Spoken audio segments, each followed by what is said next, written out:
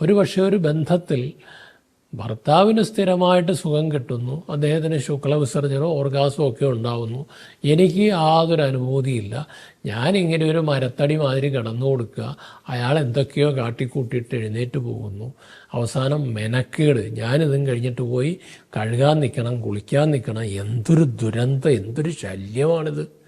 ശരിയാണ്, അങ്ങനെ സംഭവിക്കാം. അവിടെ ആ സ്ത്രീയെ സംബന്ധിച്ചിടത്തോളം ഒരു പക്ഷേ ഈ പുരുഷൻ, ഈ ഭർത്താവോ അല്ലെങ്കിൽ ഈ പങ്കാളിയുമായിട്ട് വേണ്ടത്ര മാനസിക അടുപ്പമുണ്ടാകില്ല.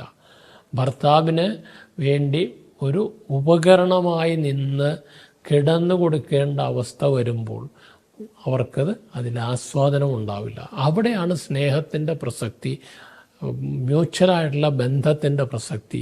പിന്നെ സെക്സ് ചെയ്യുമ്പോൾ പുരുഷനും സ്ത്രീയും മനസ്സിലാക്കേണ്ട ഒരു കാര്യം, ഇത് എനിക്ക് വേണ്ടി മാത്രം ഇങ്ങോട്ടെടുക്കാനുള്ളതല്ല. തൂമ്പയുടെ സ്വഭാവം കാണിക്കരുത്, ഇങ്ങോട്ട് മാന്തി ഇങ്ങോട്ടെടുക്കുക എന്നുള്ള സ്വഭാവം കാണിക്കരുത്. Give and take.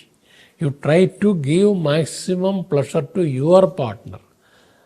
ആ പാർട്ട്ണറും അത് തന്നെ ചിന്തിക്കുമ്പോഴാണ് പരസ്പരം രണ്ടുപേർക്കും സെക്സ് സുഖകരമാകുന്നത്. അങ്ങനെ മ്യൂച്വലി ബെനിഫിഷ്യലായ, മ്യൂച്വലി പ്ലഷർ ഗിവിങ് ആയിട്ടുള്ള ഒരു രതിബന്ധം മാത്രമേ ശാശ്വതമായി നിലനിൽക്കൂ, അല്ലാത്തതൊന്നും നിലനിൽക്കില്ല.